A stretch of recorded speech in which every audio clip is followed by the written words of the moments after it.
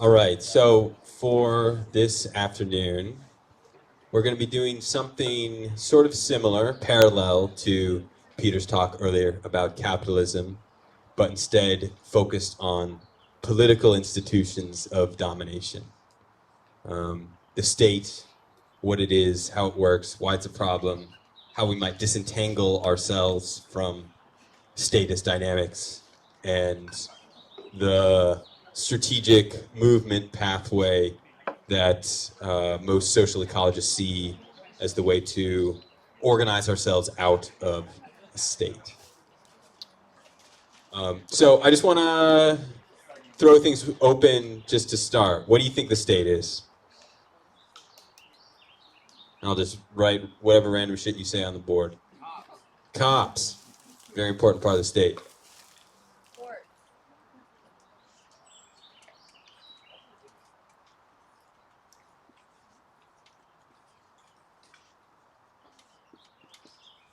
Keep them coming.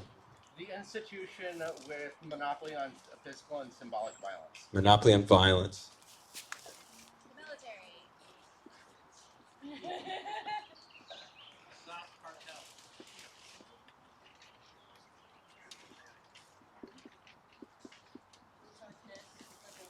Bureaucracy. Bureaucracy. White supremacy.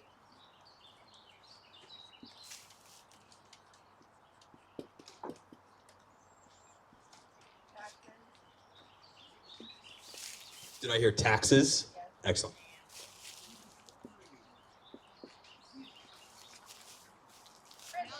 Prisons. Patriarchy.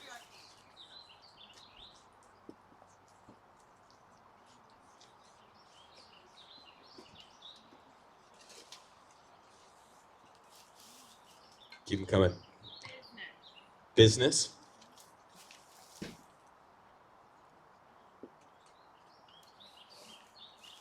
We've got a lot of constituent parts of the state on here. What are some ones we might be missing?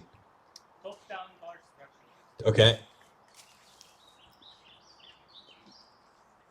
There's a few comments from online too. Do you want to read those out? Yeah, exclusive control of information.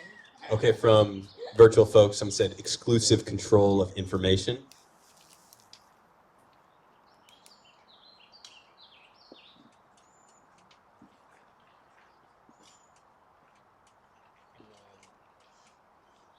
And then charismatic politics and whiteness. Charismatic politics and whiteness. Which is related to white supremacy, that someone over here said earlier. Yeah. Enforcement of property. Property rights, that's really key. Thank you.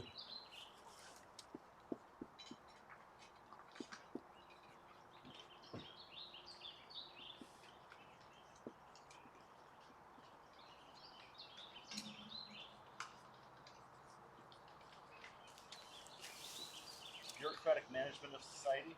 Okay, I think we might be able to merge those two. That's excellent. I'm gonna move along, not because there aren't more things to say, but because I've filled up the whiteboard. But these are all a really great start.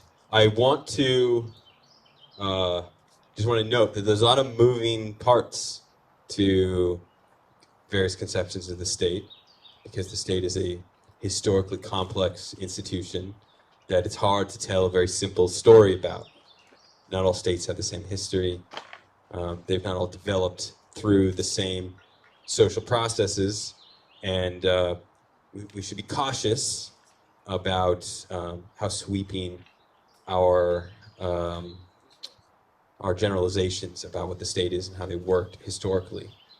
But these kind of breaking it down into some of these core constituent elements, I think is really important for digging into how it operates in present society and what the further unpacking those particular histories that have given rise to the state. I want to touch on briefly some different ideological conceptions of what the state is, its purpose in society, maybe as a foil to the more productive conversation that we will want to have. So in liberal political theory, the state is seen as a neutral arbiter, and an entity that can exist above all classes and interest groups, through which they can sort out their disagreements without resort to continuous fractious violence between those. And this vision, even though it's like something that comes out of or is crystallized in later Enlightenment democratic theory, actually has its roots in European feudalism. The concept of the social function of the king being someone whose job, not necessarily to tell everyone what to do all the time, but whose job is to protect and to resolve disputes among various parties in the aristocracy. And with the emergence of the modern state, that vision has kind of been, it's the story that the state and liberalism have to tell about themselves, about why this institution exists. I think I might not need to point this out, but that is a pure fiction that has very little to do with the actual political history of the state and its process of development. Certainly not in the West, and a very different story in different concepts as well. I think it's worth noting as well what an alternative vision of what the state is from Marxism, which is their definition of the state, that it is a body of armed men or of armed individuals whose function is for the suppression of a given class. And the purpose of the state in feudalism is the organization of violence by the aristocracy to suppress the peasantry, the serf class. In capitalism, they see the state as the institutions of violence, much that we've documented here, the military, the police, the courts, prisons, for the social control of workers in the present. And this is something we can dig into in small groups. I don't want to go on too many tangents here. But I think it's also worth leaning into the historical analysis of the state that comes from anarchism, which aligns more closely with, I don't remember which of you said this a minute ago, there's an institution that facilitates minority rule over society at large, being a top-down command and control institution that has the purpose of centralizing the civic functions of society in the hands of a particular political class. I think, as I alluded to before, I think it's really important to understand the state in historical terms. Much like capitalism, the state has not always been here. It's a much older institution than capitalism, but there have been no states through the vast majority of human history. And indeed, even within the majority of the state's history, the vast majority of human beings have not lived under state systems. These are, to a degree, historically novel forms of social organization that have no permanence or necessity for the organization of functional human societies. The history of the state is, I'm not going to really explore because we don't have several weeks to talk about just this. But I think it's really important to understand the deeply close, entangled relationship between the development of the state and warfare. The American sociologist Charles Tilly put this best, that war made the state and the state made war. And this is true for both the early forms of state societies as well as development of the modern state, even though those things look very different from each other. The earliest states being forms of social extraction formed by warrior classes. And the modern state including, most importantly, things like bureaucracy, taxes, and other civic institutions that don't necessarily have a clearly violent or military function, that these things were created in Europe and the Middle East. The Ottomans were the real pioneers of these kinds of institutions for the purpose of mobilizing all society's resources for war and conquest. And one of the key common threads through states across centuries, despite their sometimes quite radical differences in structure and form, is that the state's two main purposes are to wage war on other states and to enable the domestic repression of their own societies, and keep them under political domination of whoever controls the state.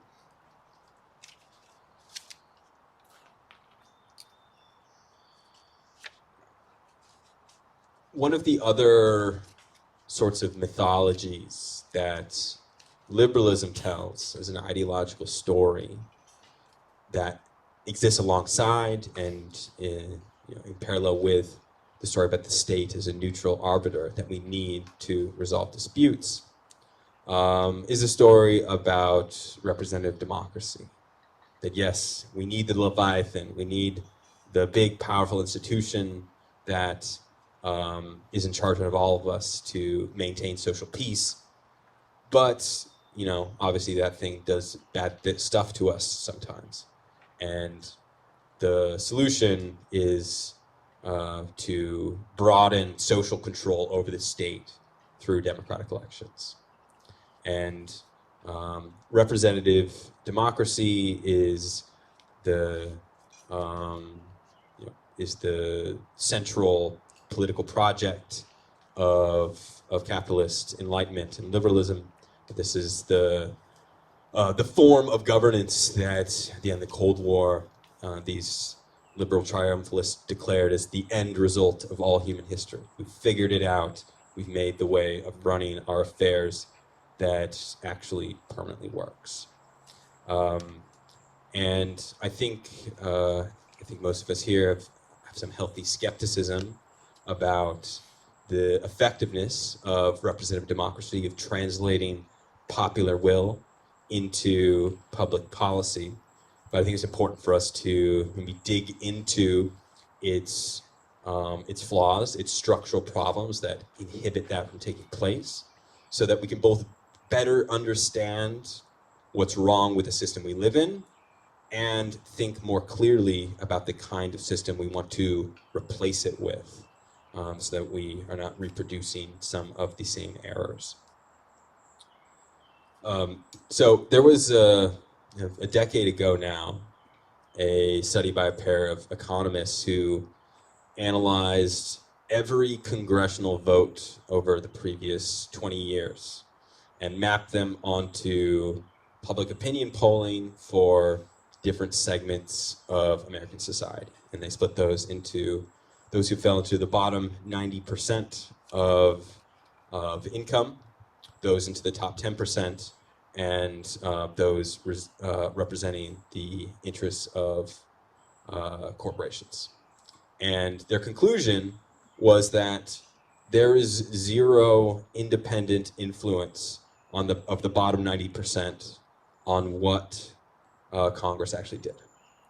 This is not, terribly surprising to all of us, but I think it's important statistical documentation that the basic purpose of representative democracy does not function as it claims to. So I want to open things up again for another brainstorm of what we think structurally, or in terms of policy, or how at least our political system is organized that prevents this from happening. One way to think about this is that the meaning of represent means to make that which is absent present. So the story of representative democracy is we can't have all the people in the room deciding, but we can bring their voices into that process in some way through representatives to to make them present. So I'm going to start erasing this, but start throwing other things at me.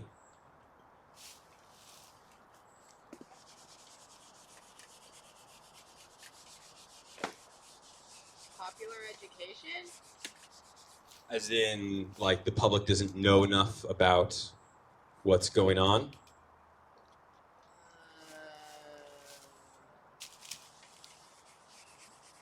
Yeah, somewhat, I think. Do you want to elaborate? I think,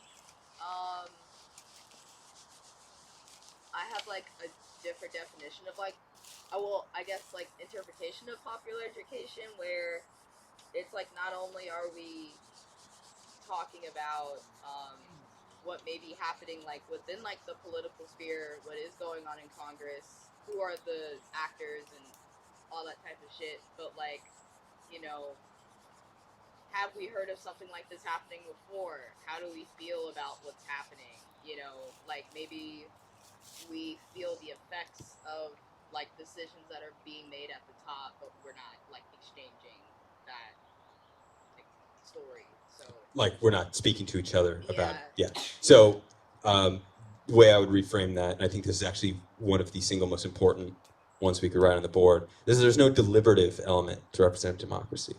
And our power is constrained to a single day where we don't talk about issues at all, right?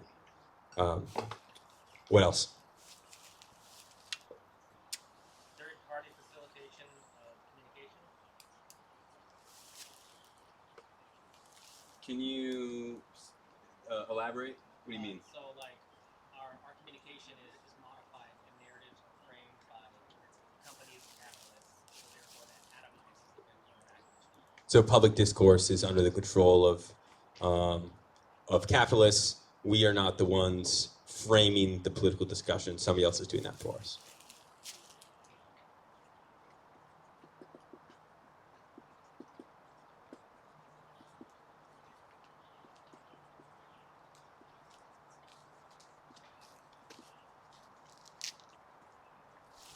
Yeah.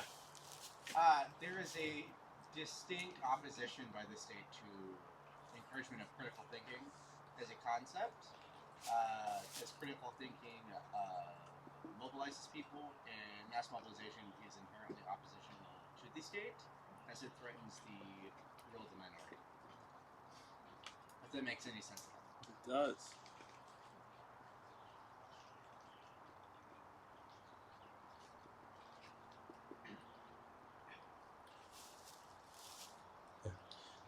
There's an emphasis on expertise and credentializing, so that society is supposed to be technocratically managed by experts. It's okay if I call that cult of experts? Yes. Vivian? No ability to recall. Okay, yeah.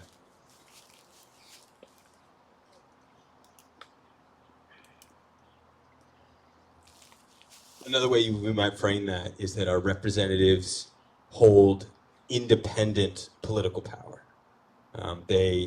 By being elected, they have been empowered to make decisions independent of what we want, with the exception of the leverage we might hold over them in the next election. Yeah. Media is weaponized by the state in order to influence public opinion and manufacture consent. Yeah, closely related to this here.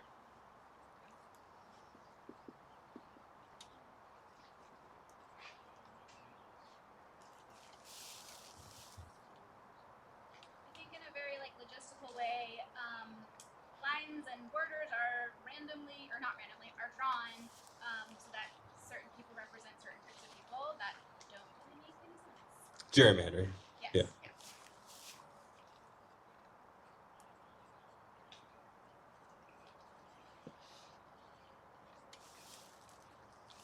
Is anyone who's not spoken yet got one? Nat. Just like the voting system, like a first past the post system, and Mhm. forcing us into few options.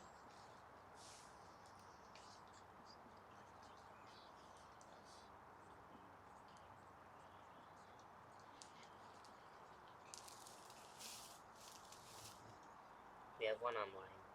Yeah, what is it?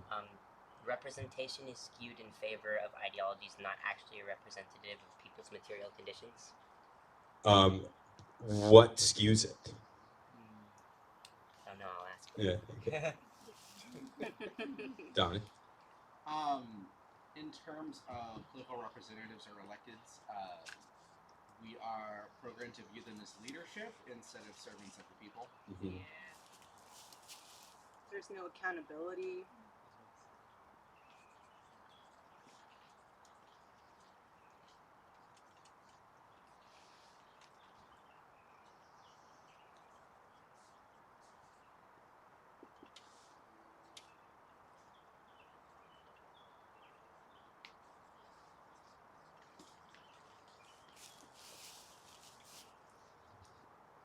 Rowan?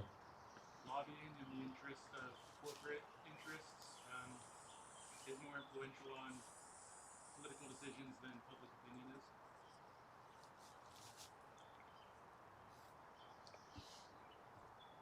Does something like the electoral college? Yeah, that's definitely part of it. We might, yeah, I'm on. Disconnect between the decision makers and the impact of these decisions.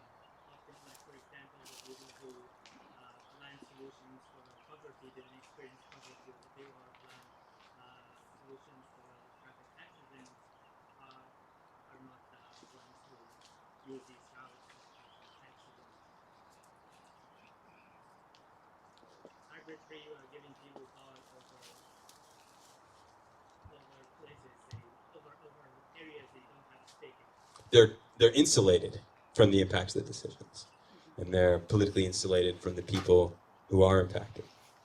I think we might be able to split our list here into things that are constitutional questions, as far as like the legal structure of American politics, and systemic questions that are more innate to any representative politics, particularly in an unequal society. So, things like first past the post, our two-party system, the electoral college, gerrymandering. These are the results of the particular legal structure that we have. One of these that usually gets brought up, I'm surprised no one mentioned, is the role of money in politics, campaign donations. Things Somebody just mentioned that. Awesome. That's another one that's in that bucket. But in my conversations with progressives on this, I think there's very strong overemphasis on the things in that bucket, explaining why our system is functionally undemocratic. And this is very easy to see when you do comparisons between the American system and parliamentary systems in other countries, which may employ things like multi-party systems that heavily restrict the role of money in politics, that are sort of the embodiment of the political reforms that people like Bernie Sanders would like to make. And yet these are still institutions that have serious disconnects in terms of the policies that they pursue and the interests and needs of the public at large. And so I think those are important to talk about, and we also need to go a level deeper and think through in some of these more systemic terms about the limits of representation. I want to, where is it? I want to dig into some of these at the top that a few of you said at the beginning. Just do a little bit of like diagramming of how power works in a representative system to help illustrate for us what are other directions of power that would need to structure a system that is expansively and meaningfully democratic.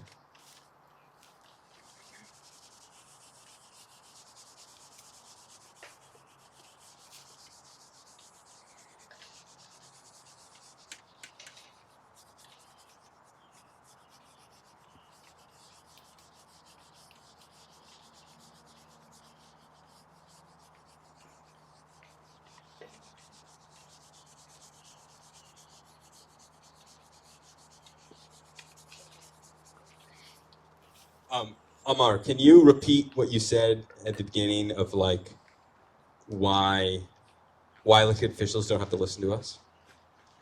They are insulated from the impact of their decisions. And what about like legally, structurally? What is about their position where they don't have to? They don't have to hear. The first thing you said is that they cannot. We don't have a functional system of recall. It is when these people are independent political decision makers. So I'm just gonna do a little bit of bad drawing. Bear with me.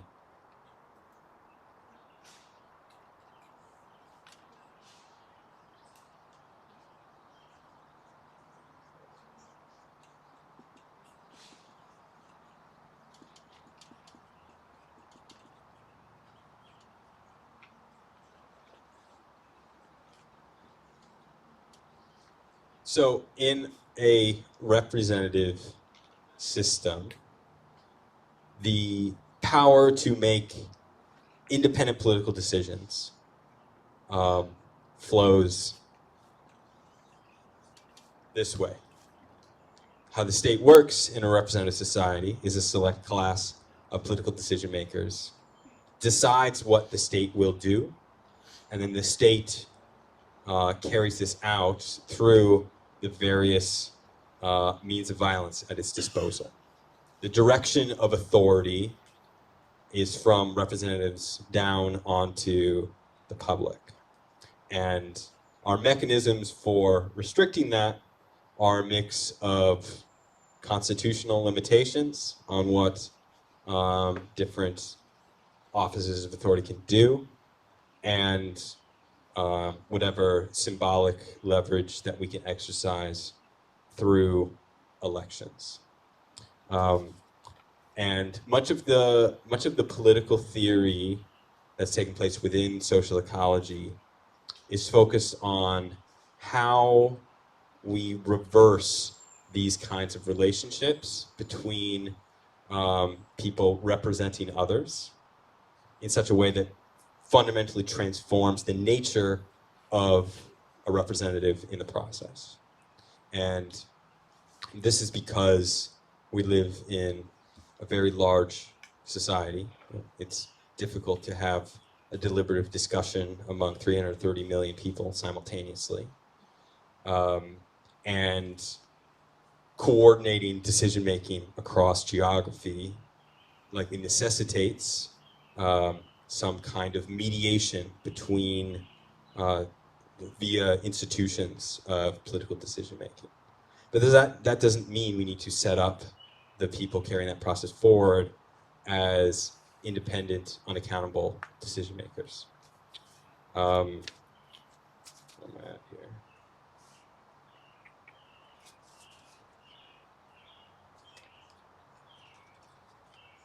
One of the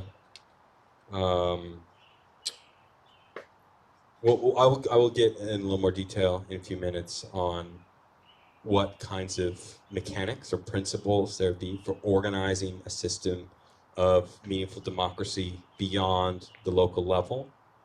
But I want to reflect back a bit on Peter's discussion of capitalism again, because I think this is another area where there are important structural parallels between the systemic logic of capital and the systemic logic of the state.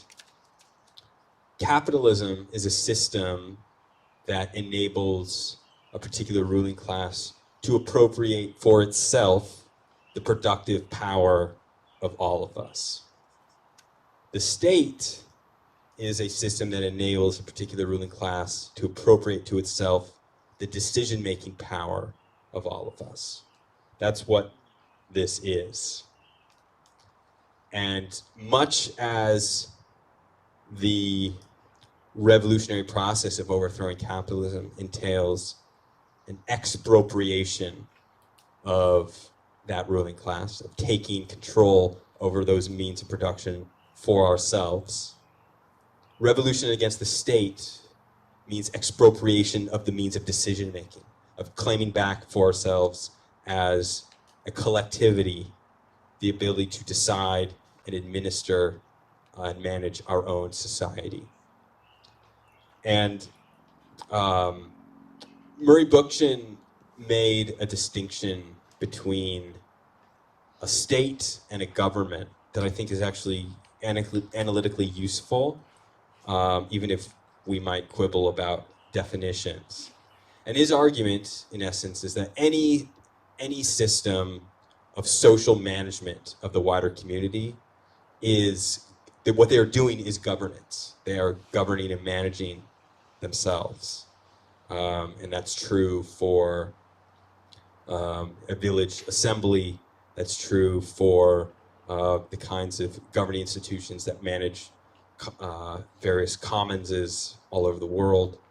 That's true for tribal confederations that make decisions for their whole region. But those aren't all necessarily states. The thing that makes something a state is that that process of management, decision-making for the whole community is appropriated by a small minority who can wield institutions of violence to impose their particular decisions upon society at large. And so this is one of the things that often puts social ecology in trouble with certain strains of anarchism. But what we are advocating for is not the abolition of collective decision-making as such, or the well-organized management of society and human civic affairs. What we're advocating for is bringing that power down, distributed among all of us, just that we all are equal participants in the management of our shared society without a particular ruling class that is ruling over us. And this is the essence of the politics of direct democracy. The two main institutional forms that we talk about in social ecology as the means through which this takes place are the assembly, that is, people gather together face to face, engaging in the kind of deliberation that Daisy noted our system presently does not have, making decisions together on one hand, and then the federation on the other, that being the structures through which various directly democratic assemblies can work together, make decisions together at larger geographic and population scales.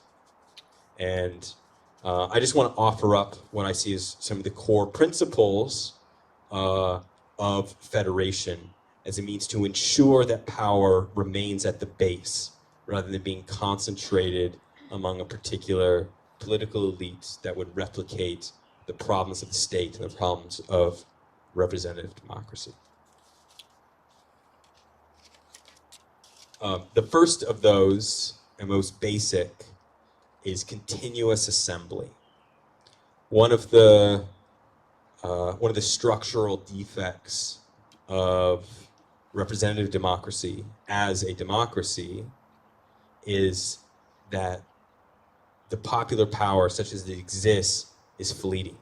We gather together to participate in the process one day, every 2 years, every 4 years, and in the time between, the public is both powerless and not engaging in any kind of political decision-making or participation.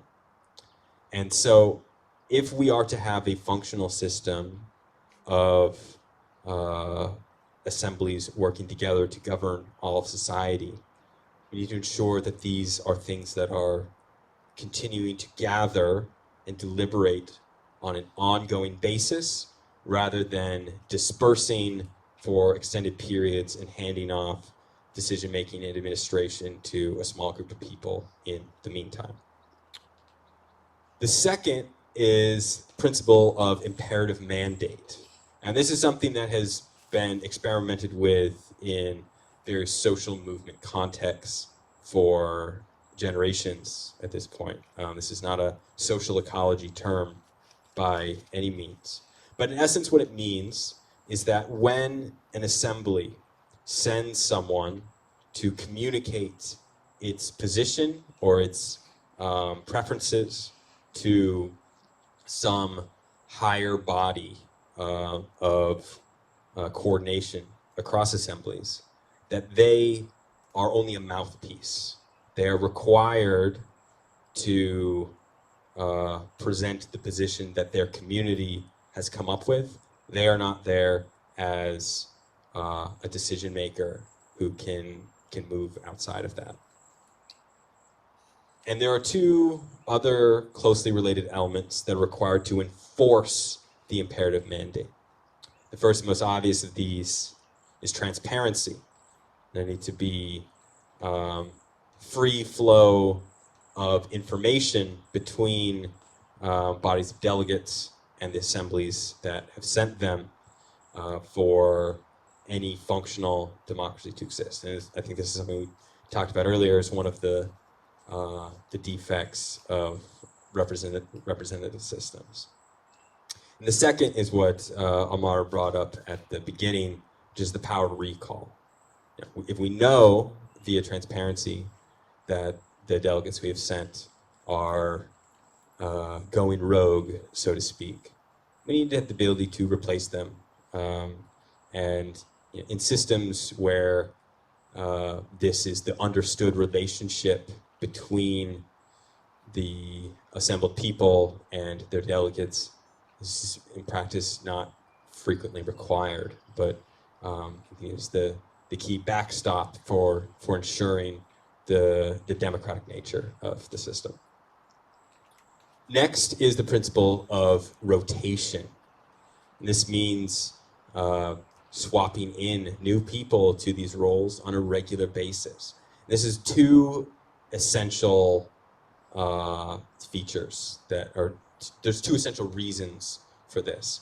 First is to ensure that whoever is participating in those bodies of coordination and decision-making among various assemblies are not becoming accustomed to that role and begin to understand it as an independent source of social and political power for themselves. But second, I think more fundamentally, because it disperses understanding of how the system works among the population at large. And this is one of the things that ensures the durability of any kinds of systems of assembly democracy. And there are many, there have been many attempts at building these kinds of delegate-based democratic systems across revolutionary history, the Russian Revolution, and elsewhere, that have failed in a number of these cases to a large extent because of this problem of grasping how the assembly system works beyond the room where all your coworkers or neighbors are gathered together, being controlled by a small group of people, even if the basic principles of recall and everything else are in place. And lastly is the principle of ratification, that when bodies of delegates make decisions collectively, they need to bring them back down to the assemblies to be reviewed and approved for them to become the actual decision made by the wider community. And I think a really interesting illustration of how these kinds of processes of ratification can work in practice is with the negotiations between the Mexican government and the Zapatistas in 94 and 95, where they basically called a ceasefire. We're going to negotiate some sort of agreement on the status of the autonomous territory, and basically the state wanted to get Chiapas back and was trying to make concessions to do so. And the federal Mexican negotiators were endlessly frustrated by the process, because the people that the Zapatistas sent to these negotiations drew it out for months, because every time something was initially agreed to, they would say, we got to go ask all our villages if we're cool with this. And obviously that was not the organizing principles behind which the Mexican state operated, and they were they found it very painful. And when the Mexican officials finally said, "Look, we're not doing this anymore. Here's what we're offering. Take it or leave it," the village councils across Chiapas rejected the proposal by, I think, 98%. And so to this day, that is why there's still a system of autonomy that the state does not recognize. It's because they went into those negotiations with a pre-existing functional system of democratic deliberation and decision-making that retained that power at the base. And we see very different things in other kinds of negotiations with the state, where they attempt to set up the negotiating party on the behalf of the movement or whatever else as those in charge. And I'm sure many of you had this experience in negotiations with cops at encampments, where they want to talk to some person who is in charge of the encampment, and from the cops' point of view, this is how we reach an agreement that will allow this all to be cleared. And the only way it works for the cops' interest is because there's one or a small group of people who can come to that agreement with them. If they could make it with all of us, we wouldn't be having an encampment and be fighting the cops in the first place. And so these kinds of underlying principles of direct democracy as a form of governance and decision-making, I think, are the institutional form through which we can actualize principles like all power to the people, in the words of the Panthers. Not some power to the people, or some power to some of the people, or all power to the people one day every couple of years, but all power to all the people. And that is really only possible through particular institutional arrangements that keep power tied closely to processes of democracy and deliberation face to face in our own communities. So, how am I doing on time? What time is it? 5:17? 5:04. Okay, perfect. I'm just gonna transition to thinking about what kind of strategic frameworks can move us from a system where these folks are in charge to where these folks are in charge. And the lens that we put forward in social ecology, which is not by any means unique to social ecology, is that of dual power. And this is an approach to revolutionary politics that sees our purpose in the movement being to assemble institutions of self-governance outside of the state and against the state, which can challenge it for legitimate authority over society. And so there are two essential components here. We must both be building something that is meaningfully democratic and participatory, that can do a better job of governing in accordance with popular will and interests. And we need to assemble the sorts of social power and popular legitimacy that we can actually displace the state from its present position of supremacy over society.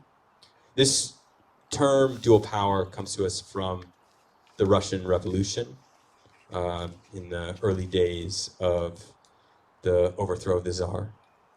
Basically, what took place was the women of Petrograd, independent of any revolutionary political parties, created a revolutionary situation and overthrew the government in a couple of days. The Bolsheviks told their members to stay home. Lenin was bemoaning a few weeks before that he would never live to see a revolution, and then the women went out and marched in the streets and told the soldiers, "Don't shoot us. The guys behind you are the enemy. Let's build a new society." And so then Russian society was thrown into a sort of state of disarray where it's not clear who's in charge.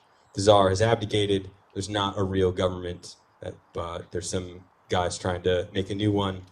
And at the same time, regular people, workers, soldiers, people in working class neighborhoods joined together and formed little democracies in their barracks, in their workplaces, in their neighborhoods, that were referred to as the Soviets, which is simply Russian for council. We often use council and assembly interchangeably in this. And those started getting together, making decisions about how they were going to run the workplace, what they were going to tell the officers in their barracks, what they would and would not submit to.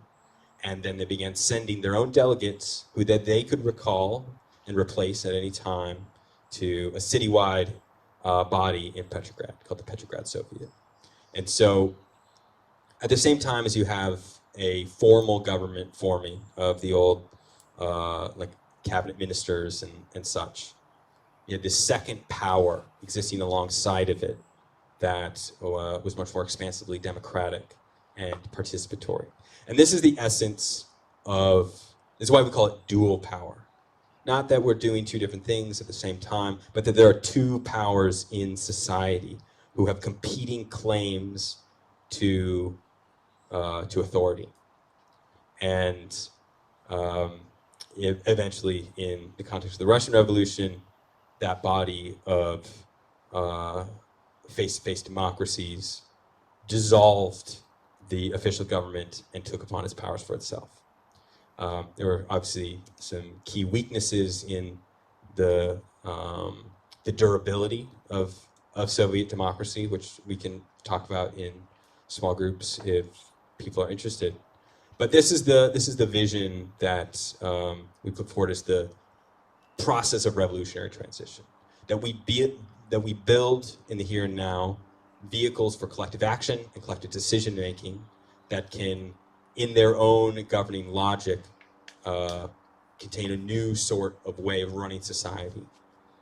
Federating those together into a sort of counterpower to the state that can wage social struggle against the state and in itself be developing the governing institutions of the liberated society after the revolution. This kind of orientation to how you do revolution is not just limited to the political realm. You can see parallel approaches in the process of revolutionary transition in the context of the labor movement, of syndicalists, whose basic approach is we are building revolutionary unions who see their function not just as extracting concessions from the boss, but to be the thing that runs the workplace when we kick the bosses out, as a dual power orientation to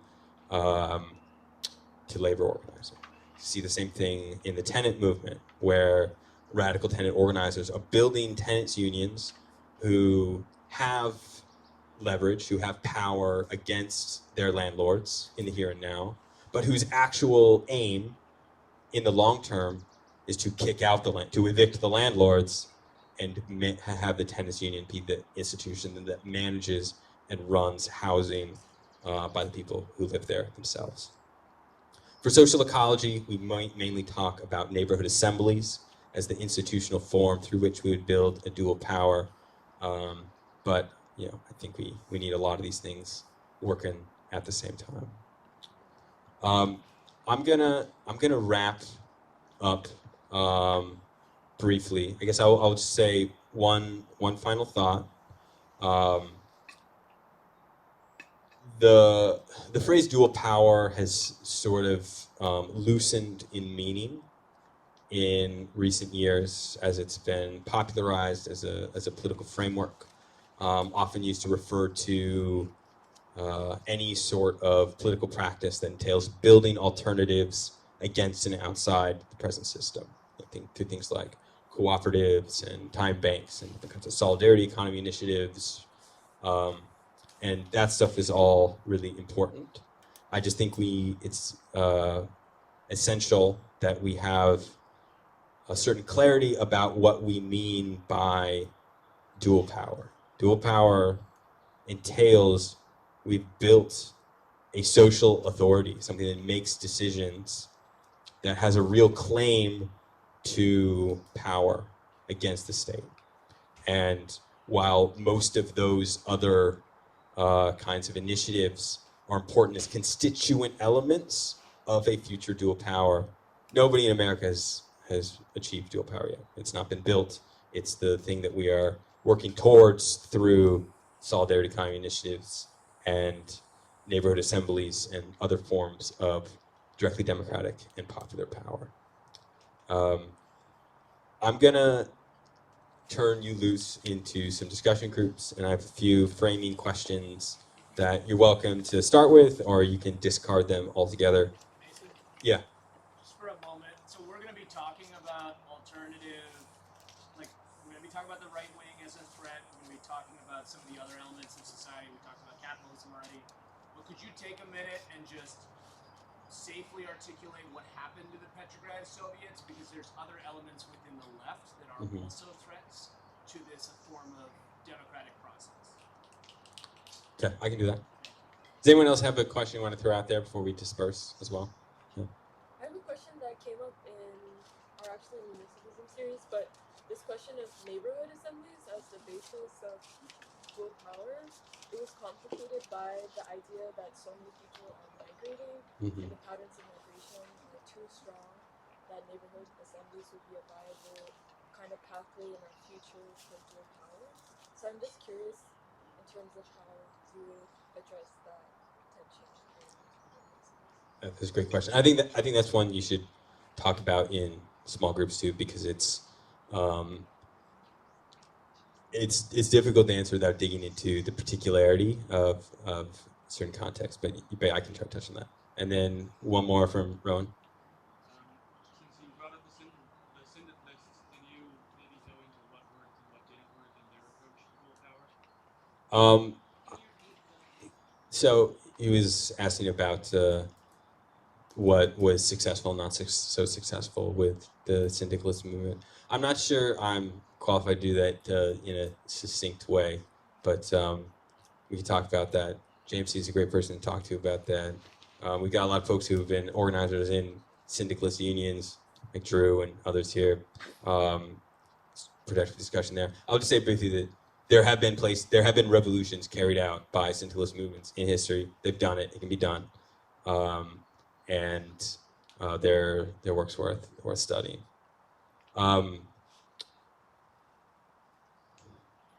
For Graham's question, I think part of why I see it as so important to talk about and discuss the organizational principles for the new system we're trying to build in the process of revolutionary struggle is also to insulate it against ourselves. And the way Graham phrased this question is basically that, there are other leftists who want to come to power who aren't necessarily interested in democracy, and will see these as possible vehicles for them to do so. And I think that's true. But I also think it's worth keeping in mind that a lot of the ways where things like the Russian Revolution have lost their democratic content in the past is not just because of mustache twirling Bolsheviks rubbing their hands and trying to undermine democracy. We're going to find ourselves in circumstances where necessity seems to require setting aside popular power for what we want to do. And in the moment, it's challenging to argue against that. But those kinds of slips are what weaken and undermine the revolutionary project as a whole, that erode its basic foundations. And so I think building these sorts of institutions that are well practiced, that the people in them understand how they work, and that we can experiment and learn how to do democracy even before moments of crisis and disorder, or all bets seem to be off. Where the institutions have a sort of durability beyond the particular people who play leading roles in them running, and that baked into them is some of these basic principles, ensuring power is constrained, retained at the base, are really essential, not just to keep, authoritarian elements out of control, but to be a check on ourselves as revolutionaries, that we might not find ourselves sliding down similar roads. Is that adequate to your question? Okay. And then Maria's question was about mobility, and how for many people they're not situated in a given place for any extended period of time. And this is really challenging because if one of the features of the state that we didn't discuss at all, but is actually pretty essential, is its territoriality. And the state is something that not just lays claim to social authority, but to social authority over a given territory. And to displace it requires something else that can lay claim to territory. No, cops aren't in charge here. Our community institutions are in charge here. And I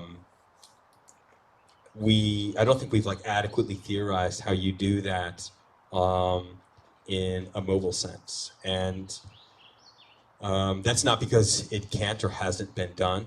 Many political institutions prior to the existence of the modern state were exercise social authority over themselves in ways that were not bound by geography, of which migration is an assumed element, and I think that takes significant experimentation. But one other thing that I will just offer here is that in some ways the necessity of migration is one of those things that is also a gift to the institutions that we're building, because if we are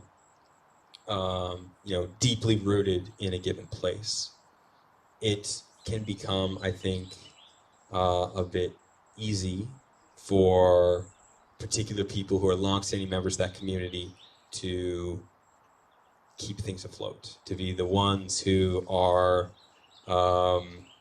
making sure that the meetings happen and that everyone goes and knocks on doors. They become personally essential. And I think a lot of what we discussed can explain why that's problematic for the democratic effectiveness of these institutions. But if people are always having to move on, that requires us to keep these roles institutionalized, in the sense that any new person can come into them and be equipped to fill that role without having to have been a long-term leader in that community. And I think that might actually be a means by which we're sort of disciplined by the movement of people into being more meaningfully democratic and open to new folks. And the last thing I would just say is that when we're organizing our communities into democratic assemblies in various ways, we're not just affected by migration in terms of people leaving, but people coming. And that sort of depends on your local context. For us here in the Northwest, I think we're going to have a lot more people coming than leaving when it comes to climate disruption. So we need to build the kinds of institutions that can absorb people, even if they've not been part of our democratic or political culture prior to this point. For some discussion questions, I'm going to preempt a bit of what Maria and I are going to present about tomorrow afternoon. But I want you all to just do some thinking in your small groups about what kinds of institutions or community organizations exist in your context that might be building blocks of a future dual power. And feel free to go in any other directions, but that's where I'd like you to start. Thanks all.